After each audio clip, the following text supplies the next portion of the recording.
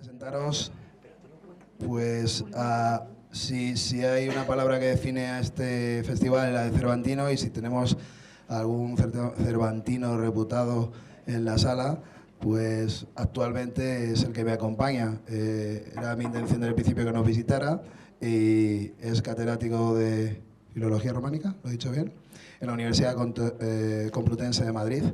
Es José Manuel Lucía Mejía, pues ha estado en multitud de exposiciones relativas a, como comisario, como director, ha estado en la asociación, es presidente de honor de la Asociación de Cervantinos, es el director de la red que os he presentado nítidamente en la exposición de Ciudades Cervantinas, y bueno, pues es un conocedor actual de cómo vivió y se desarrolló la vida del creador del Quijote, del propio Miguel de Cervantes Saavedra.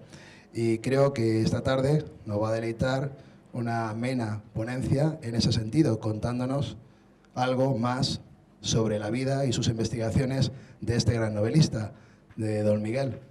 Sin más, pues darte nuestra cordial bienvenida a nuestro pueblo, vaquero, y bueno, creo que ya has estado viendo un poquito y te has contagiado de Cervantes en sus calles, y nada, desearte que lo sigas pasando igual con nosotros y nos cuentes cómo vivía Cervantes. Muy bien, gracias.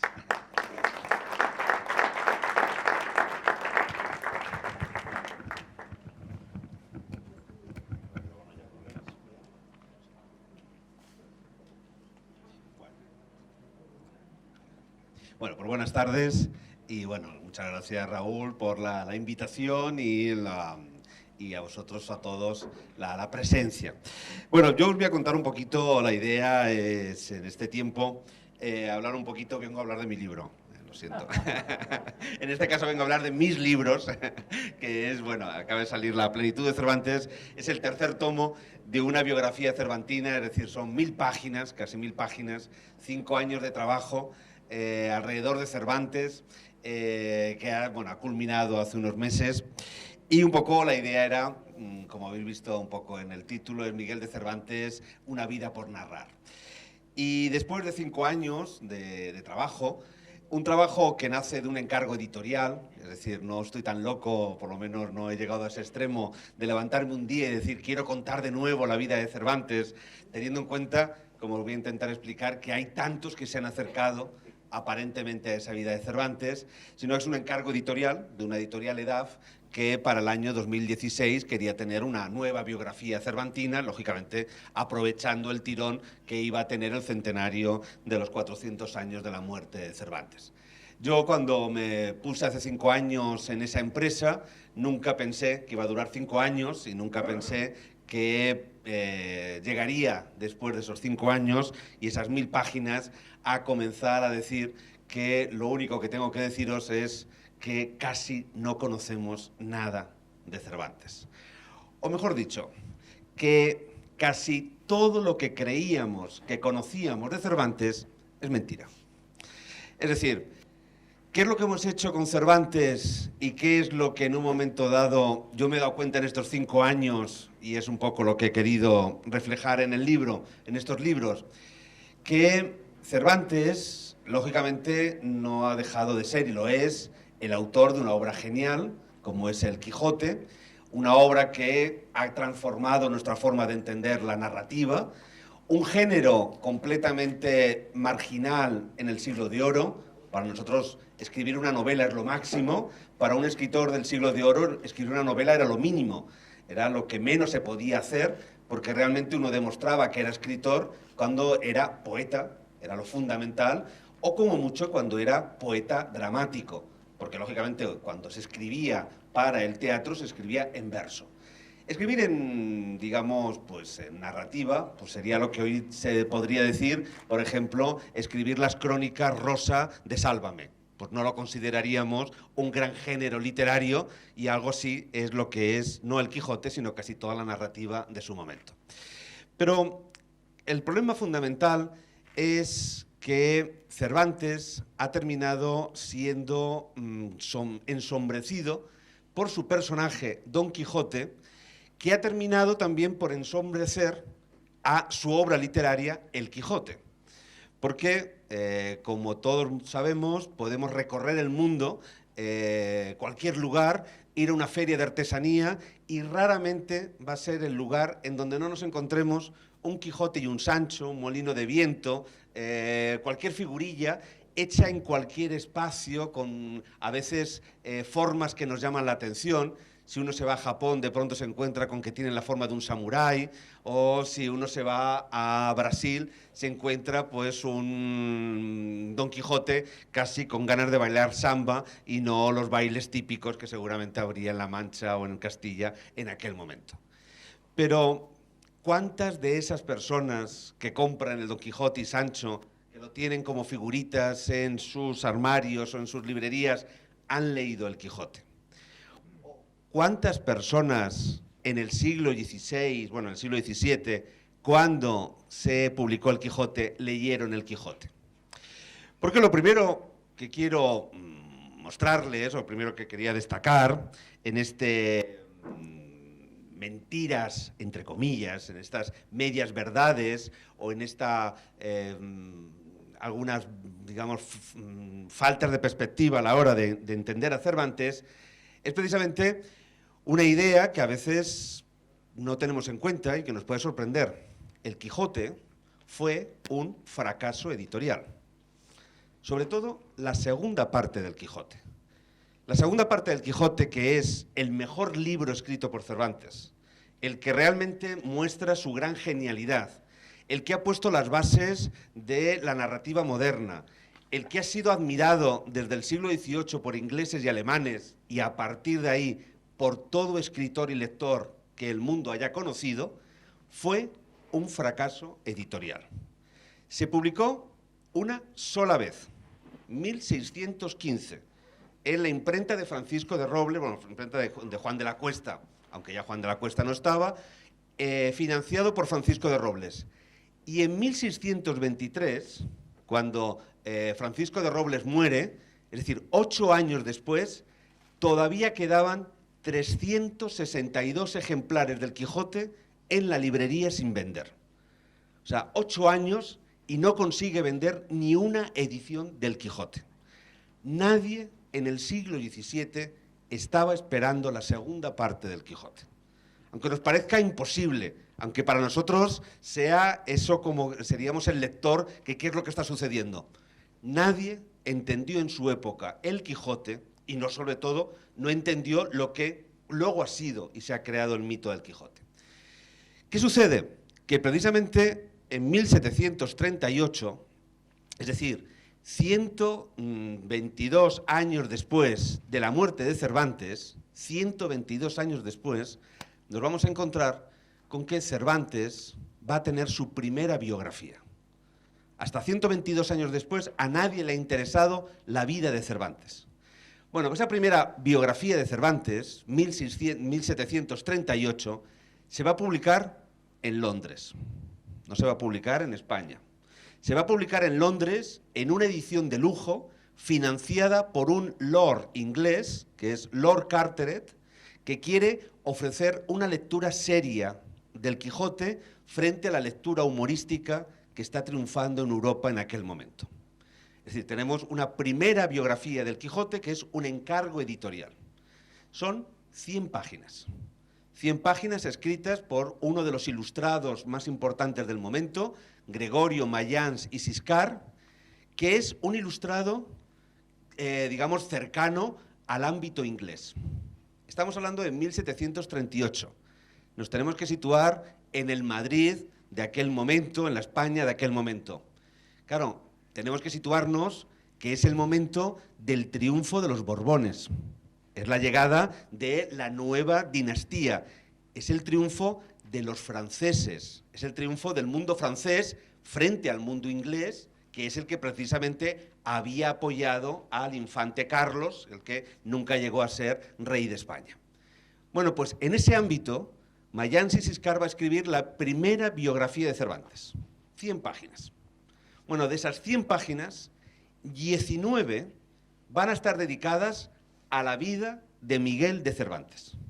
Las 81 restantes de esa primera biografía va a estar dedicada en 1738 para destacar y demostrar que el Quijote de Miguel de Cervantes es mucho mejor que el Quijote de Avellaneda. ¿Por qué? Porque precisamente los afrancesados de aquel momento, los que dominan la Real Academia, los que dominan la Real Biblioteca, los que dominan la universidad en aquel momento, están defendiendo que el Quijote de Avellaneda es una obra mejor escrita que el Quijote de Cervantes. ¿Por qué? Lo vais a entender muy claramente y vais a ver además por qué el Quijote es tan revolucionario y hay que esperar hasta el siglo XVIII para que lo entendieran. En el siglo XVIII, y los franceses van a decir, la narrativa tiene un principio fundamental para que sea un género digno de ser admirado, digno de ser leído. El principio fundamental es el principio del decoro. Los personajes de una novela, como los personajes de una obra de teatro, como los personajes de una narración alegórica en una obra poética, tienen que comportarse de manera decorosa. ¿Qué significa que se tienen que comportar de manera decorosa? Que lo tienen que hacer de acuerdo a su género, su estatus social y su educación. De tal manera que El Quijote de Avellaneda es una obra decorosa, porque Don Quijote es un loco que comienza la obra siendo un loco y que termina la obra encerrado en un manicomio en Toledo. Es decoroso su itinerario. Sancho Panza es un agricultor sin educación y por tanto es zafio, es, digamos, completamente una persona sin ningún tipo de interés, lo único que es glotón, es divertido, gracioso, pero no tiene ningún interés cultural desde el principio hasta el final. Sancho Panza, en el Quijote de Avellaneda, es capaz de estar comiendo y cuando ya se tiene que ir, que en esas aventuras que también le pasan al Quijote de Cervantes, dejando la comida en el plato, no tiene inconveniente en meterse las albóndigas o las croquetas en la camisa y luego, mientras que va caminando, pues se va sacando las croquetas de la camisa, le va quitando los pelos que le salen y se los va comiendo. No tiene ningún inconveniente, es lo que el lector está esperando porque es decoroso. Claro, para un lector del siglo XVI, del siglo XVII, del siglo XVIII, El Quijote es una novela mal escrita. Porque, ¿qué es lo que tiene El Quijote? Que los personajes dejan de serlo. Dejan de ser estereotipos que se comportan siempre de acuerdo a su género, a su estatus social y a su educación. De tal manera que si nosotros leemos El Quijote de Cervantes, que es lo que cambia la novela moderna, no tenemos a dos personajes que están en las antípodas en el primer capítulo. Un hombre culto, hidalgo, que vive en la literatura, en la lectura de los libros, que tiene una determinada cultura y una edad, y que sale en busca de aventuras, cosa que no le corresponde, pero sí aupado por esos sueños caballerescos. Y al lado, un señor, Sancho Panza, labriego, inculto, que no tiene ninguna más pretensión que conseguir un dinero, ese sueldo, que en vez de conseguirlo labrando la tierra, lo va a hacer labrando los caminos, acompañado a su señor. Pero ¿qué es lo que hace Don Quijote y Sancho? Están continuamente dialogando. Y no es un diálogo de que cada uno muestra el decoro de su estatus social o de su conocimiento, sino es un diálogo en cada uno de ellos se va escuchando. Y en ese escuchando les van pasando cosas. Y en ese pasar cosas van cambiando, van transformándose. De tal manera que si recuerdan, al final del Quijote de la segunda parte, en un momento dado, Sancho Panza le va a decir a Don Quijote: señor, la vida es como una partida de ajedrez. Cuando estamos jugando, cada una de las piezas tiene una función, tiene un peso y tiene unas posibilidades de beneficio. Pero cuando termina la jugada, todas las piezas, ya sea el rey, la reina, el castillo, el peón, todas van a la misma bolsa. Pues así es la vida. Que todos en la vida, cada uno, según nuestro nacimiento, nos corresponde estar en un lugar, pero cuando llega la muerte, todos al final vamos al mismo cajón. Bueno, el propio Don Quijote se sorprende y le dice: pero Sancho, ¿de dónde sacan esas ideas que no te corresponden? Porque no has tenido la educación, precisamente, los libros para hacerlo. Y Sancho Panza va a decir: yo le escucho. Es decir, la transformación se hace por la propia experiencia, en este caso de estar viviendo al lado de un libro. Pero lo mismo le va a pasar a Don Quijote, que él mismo critica a los refranes que ensarta continuamente Sancho Panza desde la segunda salida, incluso llegándole a prohibir que diga refranes, y al final Don Quijote termina hablando en refranes también, como esa pildorita de filosofía que tiene el pueblo. Bueno, pues eso es lo que hace que en un momento dado esa primera biografía de Cervantes, 1738, tenga una única finalidad: demostrar que quien ha escrito esa obra única tiene que ser un personaje único. Es decir, es lo que yo llamo el pecado original. No interesa Cervantes por ser una persona que vive en el siglo de oro, sino que interesa Cervantes por haber escrito el Quijote, que además hay que demostrar que es el mejor libro escrito, cosa que para nosotros es indudable, en lengua castellana es indudable, pero lógicamente a principios del siglo XVIII no lo era. Entonces, de pronto, a partir de ahí hay esa idea. De tal manera que, de pronto, el gran problema es de dónde saco información y de dónde saca la información Mayans y Siscar para hacer su biografía. Entonces, él lo que hace es, se pone a leer toda la obra de Cervantes y saca información de la propia obra de Cervantes. Saca información de los prólogos, saca información de los textos preliminares, de las dedicatorias, de los textos legales, y a partir de ahí luego también saca información sobre los propios personajes. Si un personaje en un momento dado es el capitán cautivo, bueno, como Cervantes en un momento dado se descubre que ha sido cautivo en Argel, pues todo lo que le ha pasado al capitán cautivo se convierte en un elemento que se puede traspasar a su propia biografía. De tal manera que se está construyendo una biografía a partir de los personajes y del propio personaje literario de Cervantes en El Quijote. Una biografía que cuando termina por triunfar El Quijote como la gran obra literaria, termina convirtiéndose en un mito. Y en el siglo XIX es cuando se va a imponer la idea de Cervantes, príncipe de los ingenios, el mejor escritor de todas las épocas, en donde va a ponerse las primeras estatuas. La primera que se hace es precisamente la que está colocada delante de las Cortes de Madrid, y luego a partir de ahí, en todos los lugares, una estatua. Vamos a tener el bronce, vamos a tener el mármol, vamos a tener precisamente el mito. Y ese es el mito que nos ha convocado a todos.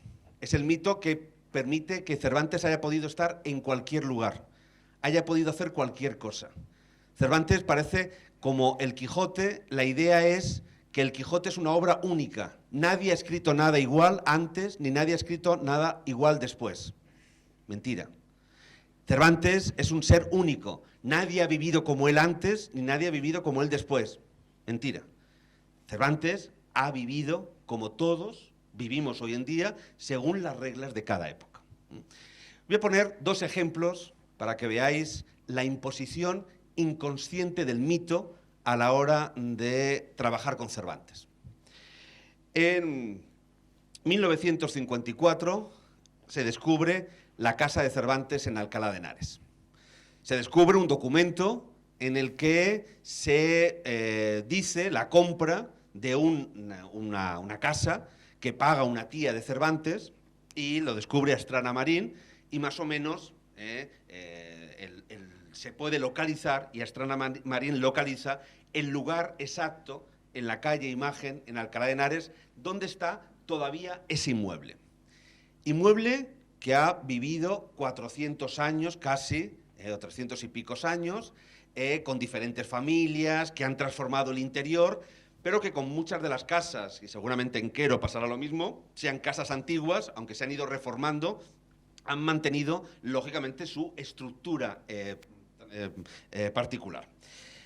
Cuando se pone la... Uy, Víctor, aparece.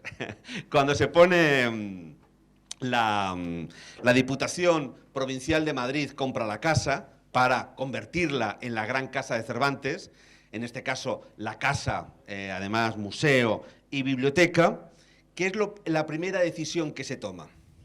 La casa de Cervantes la casa de el mejor escritor de todos los tiempos, la casa del príncipe de los ingenios castellanos, etcétera, no puede dar a una calle lateral, que es la calle de la imagen, sino que tiene que dar a la calle más importante de Alcalá de Henares, que en este caso es la calle Mayor. Y entonces compran el edificio que está dando a la calle Mayor, es decir, la casa que sería colindante, que era otra casa diferente, la tiran, hacen un patio, colocan un ciprés y hacen la entrada principal precisamente de esa casa, que ya no es lateral, sino que ya es una casa con jardín, con ciprés, etc. Porque, lógicamente, el mejor escritor de todos los tiempos no puede tener una casa normal. Tiene que tener la mejor casa, precisamente, que pudiera haber en Alcalá de Henares. Tanto que Astrana Marín, cuando hacen la inauguración y le invitan a el que ha sido el descubridor, le invitan a la inauguración, él termina por no asistir, e incluso mientras están dando los políticos los discursos, en un momento dado un clérigo enfadado de todo lo que está pasando empieza a gritar: esta no es la casa de Cervantes, esta no es la casa que descubrió Astrana Marín. Nos parece una historia lejana, etcétera. Acordaros cómo en el año 2015 empezaron los trabajos para descubrir los huesos de Cervantes en el convento de las Trinitarias. Una imagen que abrió los telediarios y que recorrió medio mundo, en donde, ¿qué es lo que vimos? Vimos a un científico con un georradar que había costado 6.000 euros, el permiso, etcétera, moviéndose por la iglesia de los Trinitarios, la iglesia de San Bartolomé, de los Trinitarios, en el convento de los Trinitarios, allí en Madrid. Viéndolo todo. ¿Por qué? Porque la idea era encontrar a Miguel de Cervantes Saavedra, al mejor escritor de todos los tiempos. Incluso casi yo decía, bueno, lo que están intentando es encontrar un esqueleto en donde le va a faltar, o bueno, digamos, va a tener unos golpes de arcabuzazo, pero es que la idea incluso es que tuviera en una de las manos el ejemplar manuscrito del Quijote, es decir, que si no ya era como ya tenerlo enterrado. Bueno, se pusieron a buscarlo, lógicamente, en la iglesia, porque ¿dónde va a estar enterrado el mejor escritor de todos los tiempos? Pues además en la iglesia y cerca del altar, en el lugar más importante. Claro, no era el lugar en donde fue enterrado el hombre Miguel de Cervantes en 1616. Cuando hicieron todo el trabajo del georradar, pues de pronto se dieron cuenta de que allí no había nada. No sé si conocéis un poquito la historia. Bueno, 5 minutos os cuento un poquito la historia. Imaginaos el georradar, 6.000 euros. Miran el georradar y de pronto no encuentran nada. Y de pronto se quedan y dicen, bueno, ¿y ahora qué hacemos? Y aparece una monjita y dice, pues aquí abajo hay una cripta. Ah, pues oye, no nos habíamos dado cuenta que había una cripta. Ah, pues vamos a bajar a la cripta. Entonces bajan a la cripta, que bueno, pues imaginaros 6 metros de largo, pues porque puede tener 3 de ancho, y de pronto llegan a la cripta y tienen todo un panel con 20 enterramientos en el lateral. Y entonces dicen, no, hay que ponerse a buscar porque Cervantes tiene que estar en uno de estos enterramientos. Y entonces utilizan el ¿qué? Cámaras de espionaje que utiliza el CNI para poder meter dentro de cada una de las tumbas y así hacer el mínimo tal, etcétera, etcétera. Como es un lugar, es una iglesia consagrada, se tiene que pedir permiso al obispado, el obispado termina dando el permiso, pero con una condición: de allí no sale ni un gramo de arena. Entonces se tiene que montar el laboratorio de análisis en el propio lugar. Bueno, pues se ponen a buscar el análisis, miran todos los lugares. No sé si acordáis, en un momento dado que apareció una tabla con casualmente las letras que ponían con chinchetas, aparecía MC. Pues claro, MC, tampoco ya no hacía falta ser muy listo, estamos buscando a Miguel de Cervantes, MC, Miguel de Cervantes. Bueno, se descubrió que no podía ser Miguel de Cervantes porque todos los clavos eran industriales, o sea, no eran clavos, entonces todos tenían que ser a partir del siglo XIX. Entonces, bueno, no es Miguel de Cervantes, sino era un niño, porque además era una cajita muy pequeñita, etcétera, etcétera. Bueno, conclusión, después de 4 meses, de casi 300.000 euros declarados, de gastos, de todo lo que en un momento dado sucedió, a alguien se le ocurrió que quizás estaría bien mirar en los archivos, que quizás estaría bien mirar en el archivo y mirar los papeles. Y efectivamente, mirando los papeles y los archivos, se descubrió que había habido un asentamiento, había habido, digamos, un repositorio en donde los huesos de los primeros enterramientos se había hecho obras en esa capilla, esa cripta, se habían sacado todos, y como lógicamente es un lugar esperando el juicio final, se habían puesto todos en un cajón, y cuando se había hecho toda la reforma de la cripta, lógicamente se habían llevado a ese lugar.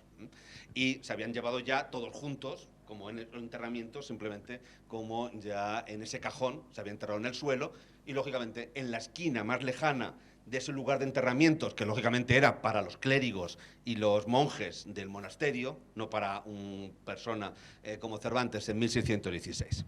Así que estamos siempre trabajando, buscando a ese mito.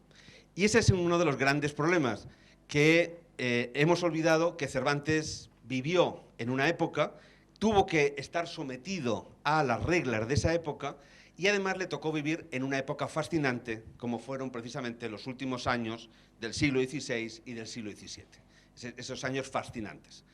Si nosotros colocamos a Cervantes en esa época, que es un poco lo que he intentado contar en la biografía, nos daremos cuenta de que son muchas las preguntas que todavía tenemos que contestar, pero que hay muchas ya certezas que tenemos de él. Por ejemplo, tenemos la certeza de que no fue por la Mancha en busca de impuestos. O sea, no estuvo nunca en la Mancha en busca de impuestos. Trabajó como recaudador de impuestos atrasados, pero lo hizo en Granada y a partir de una comisión que lógicamente está completamente, digamos, documentada, porque nadie puede ir en busca, o sea, no puede ir a petición de impuestos atrasados, a no ser que haya un encargo del Consejo de Hacienda, pero ese encargo no es directo, sino que es un trabajo, y ese trabajo conlleva, imaginaros, es un trabajo además económico bastante bien pagado, pero con un pequeño problema. Imaginaos, de pronto el gobierno dice, el Consejo de Hacienda, yo estoy viendo las cuentas y veo que en Granada me faltan por recaudar 100.000 ducados. Porque hay determinadas personas que no han terminado de pagar. Bueno, yo lo voy a mandar a alguien a pedir esos 1.000 ducados. Pero yo, como esto es un negocio, es decir, no mando a alguien del gobierno, sino que subcontrato esta petición de recaudo, yo nunca pierdo. Entonces, quien vaya a pedir estos 1.000 ducados se va a quedar con un alto porcentaje, pero tiene que poner un aval de 1.000 ducados. De tal manera que si no los cobra, los cobro a partir del aval de esa persona.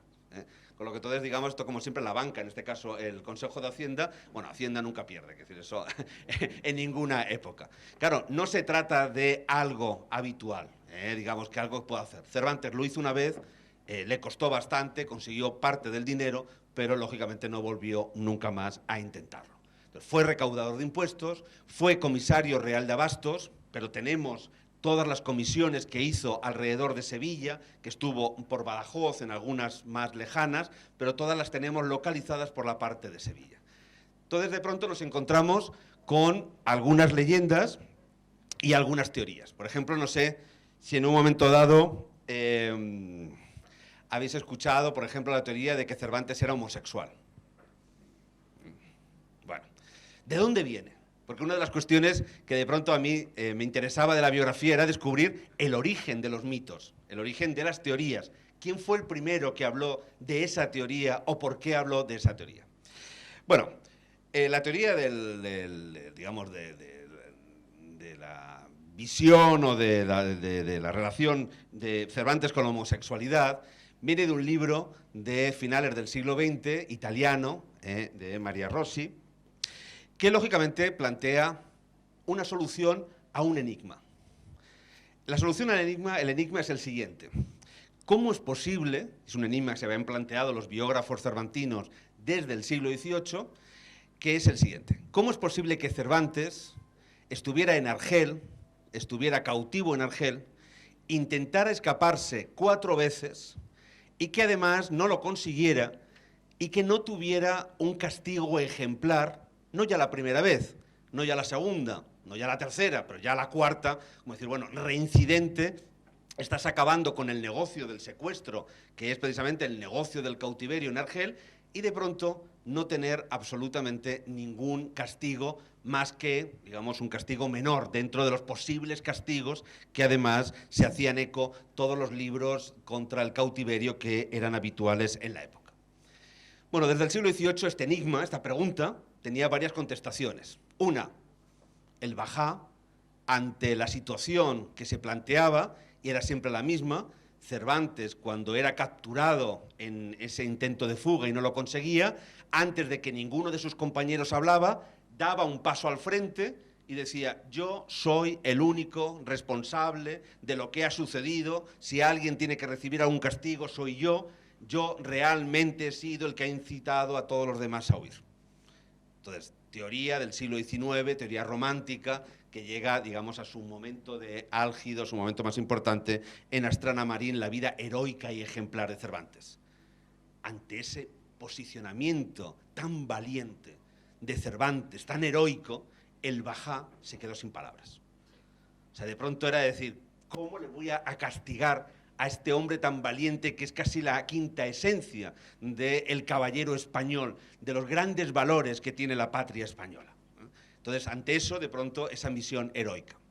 Otros, un poquito más comedidos, no veían claro que un bajá perdiera, digamos, el negocio del cautiverio, y en un momento dado pues plantearon que en el último caso se habla en la información de Argel que hubo terceras personas que ayudaron a Cervantes. Y de pronto se habla la posibilidad de que Cervantes tuviera unos ciertos amoríos con una de las hijas de los hombres más influyentes de Argel, que esa hija, de amor y apasionada, enamorada del valiente Cervantes, pues terminara por interceder por él para que no le pasara nada. Entonces tenemos esas imágenes completamente. Hasta que, como os digo, Rossi de pronto se plantea, ya, es posible, pero también hay un dato constatable, un dato real, y es que el bajá, Hassan, el bajá de este momento en Argel, era un reconocido homosexual. Y entonces, ¿por qué pensar que es una mujer quien sea la tercera?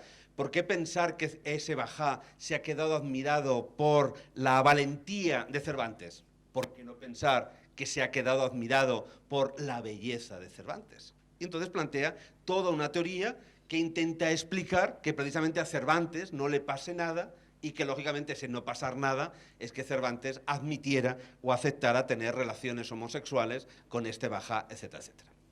Bueno, ¿cuál es el problema? ¿Cuál es el problema metodológico y es el problema de ese pecado original?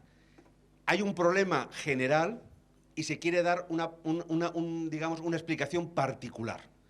De pronto no se está estudiando qué es lo que sucede en el cautiverio en Argel, cómo se trabaja en Argel, sino que simplemente hay un problema de una persona al que se quiere estudiar. Es como si tuviéramos un foco y solamente ese foco estuviera iluminando a Cervantes.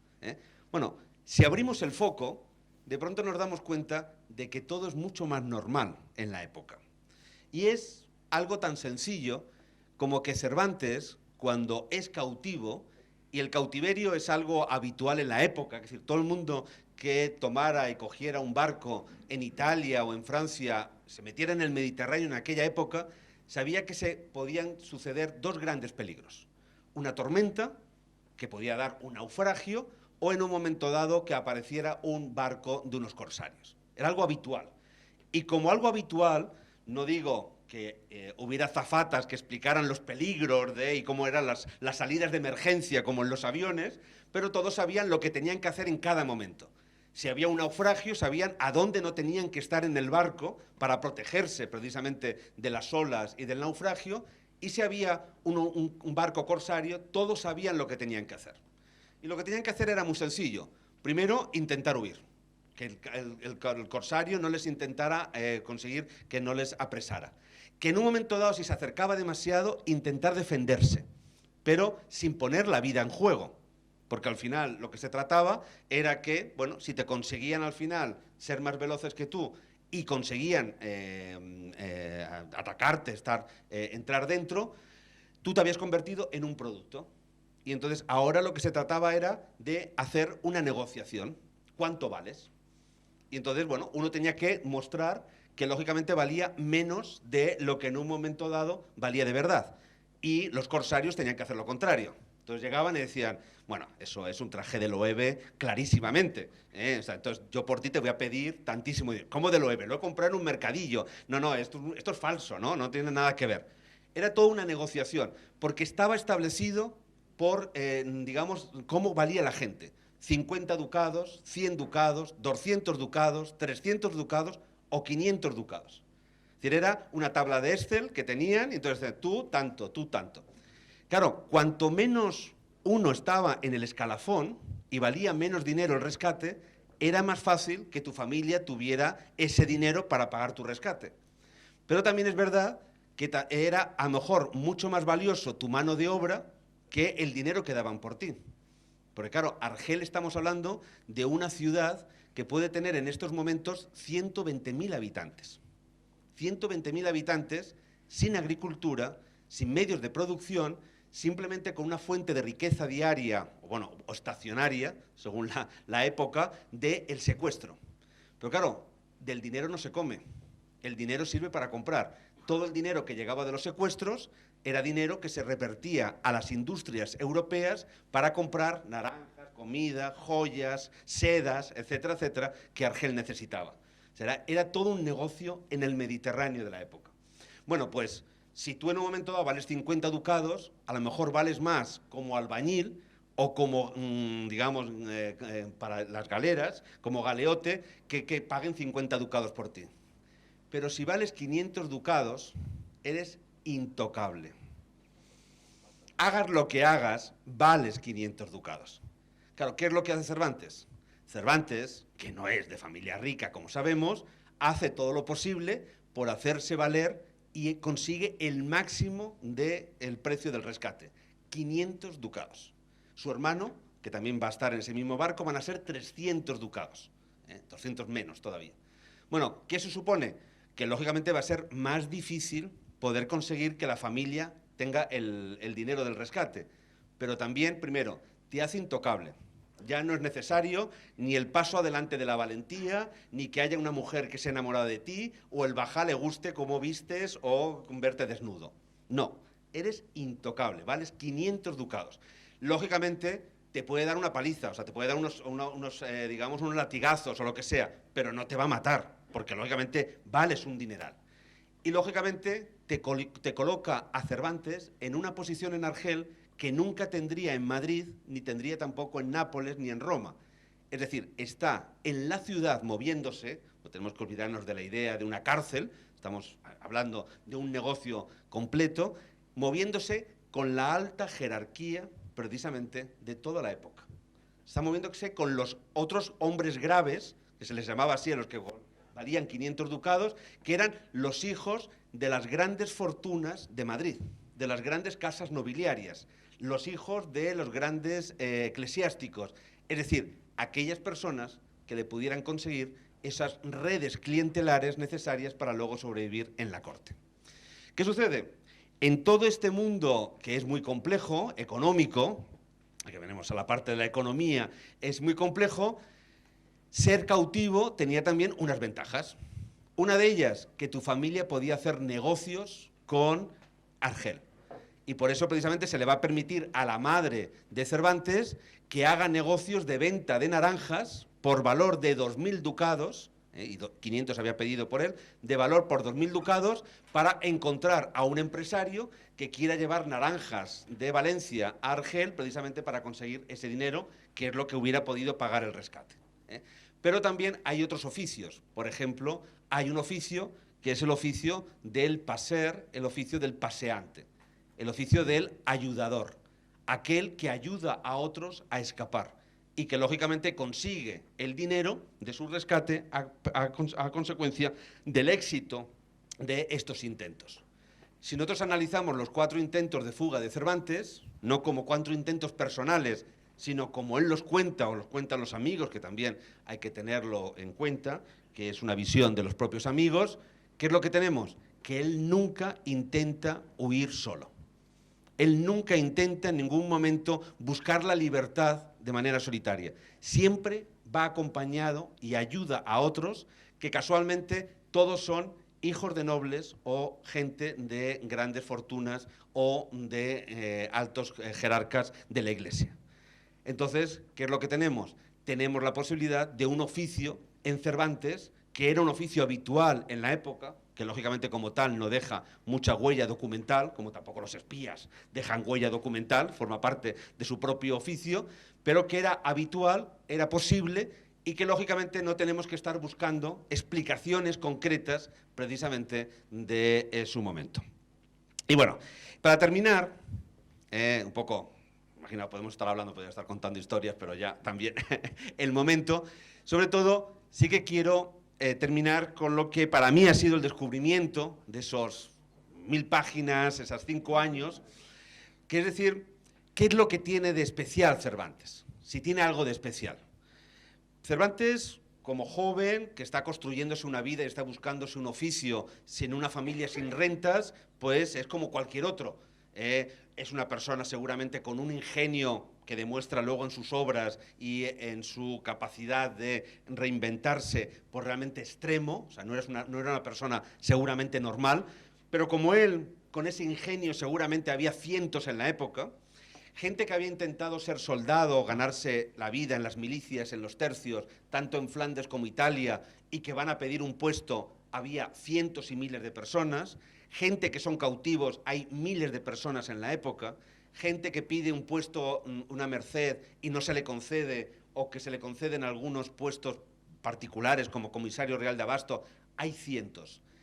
Escritores que publican una novela como Cervantes, en 1585 cuando vuelve, ahí hay menos. Que estrenan en los corrales de comedias, hay decenas, pero ya un poco menos. Pero ¿qué es lo que le hace ser único a Cervantes?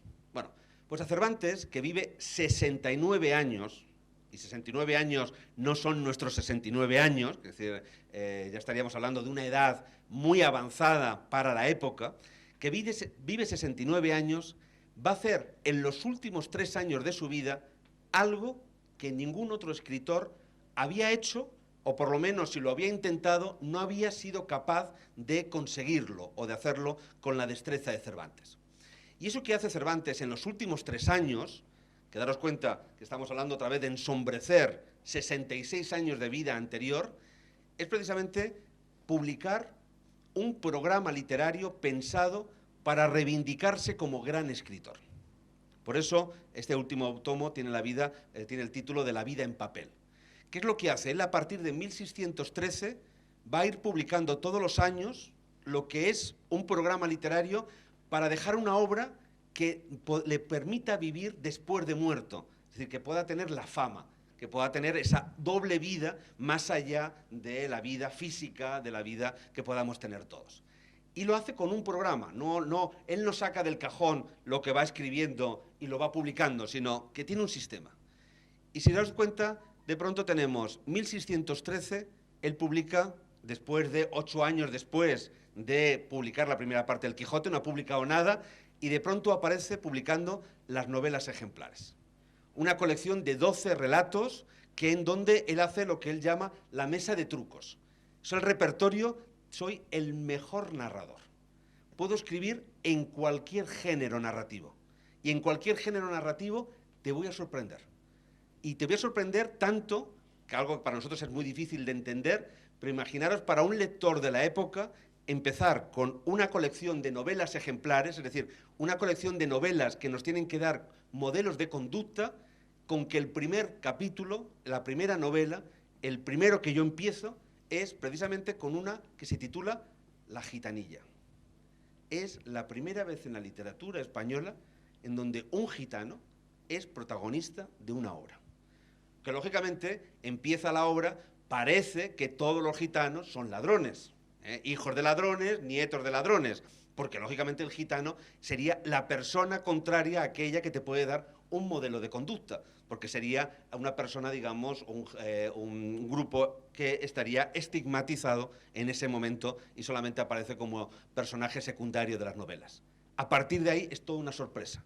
Todas las novelas son algo que sorprenden de una manera escandalosa, tanto a la época que les encantó. Las novelas ejemplares tienen muchas más reediciones que el Quijote.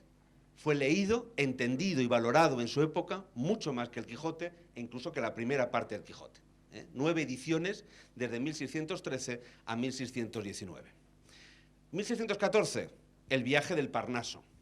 Se reivindica como poeta alegórico, pero sobre todo es un poema alegórico pensando en los compañeros de las academias literarias. Es un juego literario entre escritores en un momento dado para reivindicarse en una posición que tiene y existía en el mundo literario de Madrid, que ni más ni menos el mundo literario más importante que hay en el mundo en aquel momento. Madrid es el centro, no solamente político, sino también el centro cultural.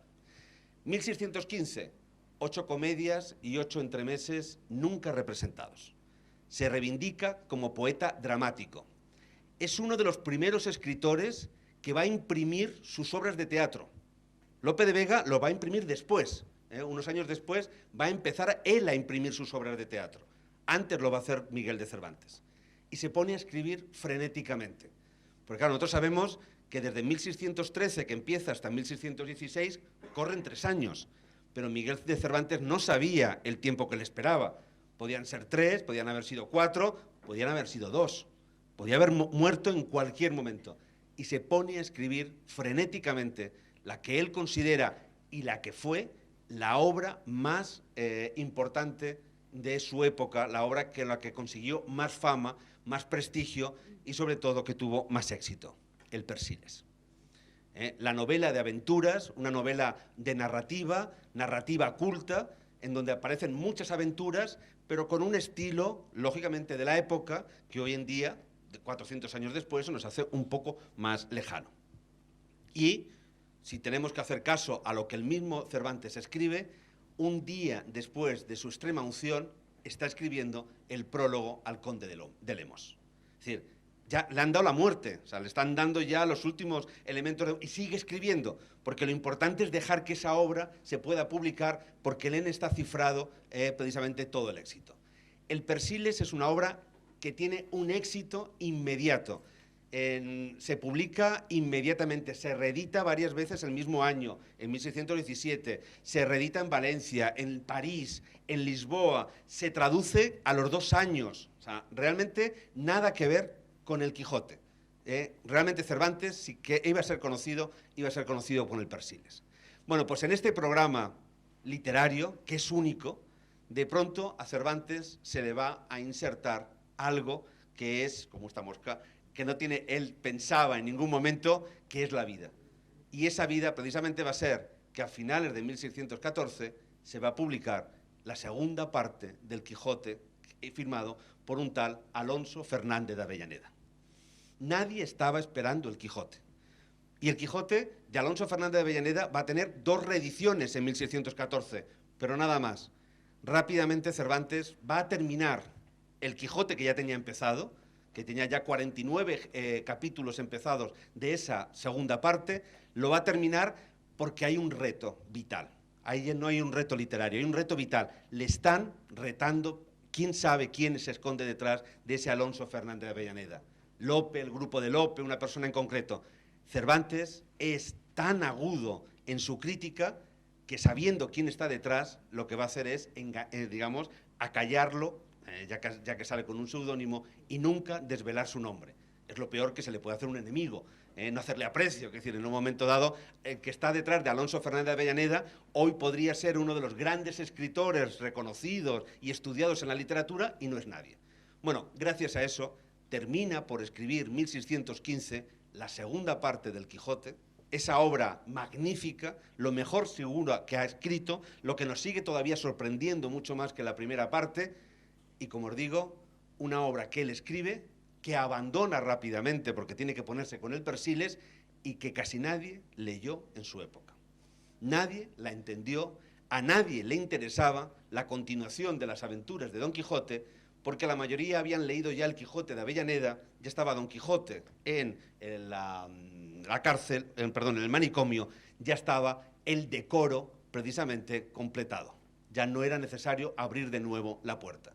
Bueno, esas son también, al final, las vicisitudes de todas nuestras vidas, cuántas veces tomamos decisiones creyendo que esa es la decisión fundamental de nuestra vida, cuántas otras decisiones marginales terminan por aparecer y cuando pasa el tiempo nos damos cuenta que esa ha sido en realidad la gran decisión, ese día que entramos en una tienda y conocimos a no sé quién, ese día que no entramos y no terminamos por conocer a no sé quién, ese mundo de casualidades, pues también le va a pasar al hombre Cervantes, que piensa que su fama va a venir precisamente en ese programa literario perfectamente pensado, perfectamente ideado en esa vida en papel, y al final su fama, y que sigamos hablando de él después de 400 años, viene precisamente por la otra vida, esa otra vida precisamente de un caballero manchego que de aquí o de cualquier lugar salió en busca de aventuras. Muchas gracias.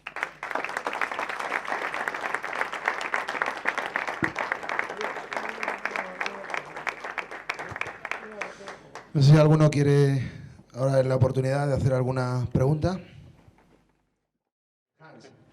Sí, José Manuel, ¿qué se sabe del matrimonio de Cervantes?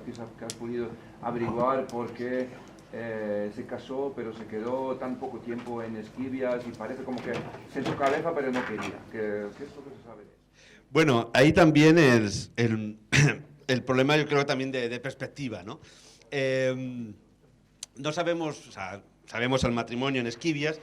El problema, por ejemplo, del matrimonio con Esquivias, o con Catalina en Esquivias, viene dado también por una, ¿cómo decir?